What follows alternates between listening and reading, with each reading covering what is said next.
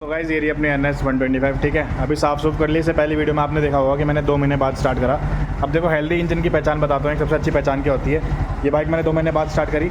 अब इसके इंजन से जो है यहाँ पर देख सकते हो साइलेंसर, क्योंकि इसका अंडर बैली आता है, ठीक है। तो यहाँ साइलेंसर से पानी गिरा है इसके इंजन में से। तो अगर आपकी बाइक का इंजन हेल्दी है ना, या अगर आप सेकेंड हैंड बाइक लेने जा रहे हो और अगर आपके साइलेंसर से पानी आ रहा है, इतनी क्वांटिटी में ही होना चाहिए, तो ये मान लेना कि आप लोगों की बाइक का जो है इंजन बिल्कुल हेल्दी है, ठीक है। सेकेंड हैंड बाइक लेने जा रहे हो तो इस चीज़ में अगर ऐसे समझ लेना कि अगर हेल्दी इंजन होगा तो इंजन में से थोड़ा बहुत पानी आप लोगों को देखने को मिलेगा ही मिलेगा, ठीक है। तो बस एक छोटी सी टिप मेरे को याद आई तो मैंने आप लोगों के साथ शेयर कर दी।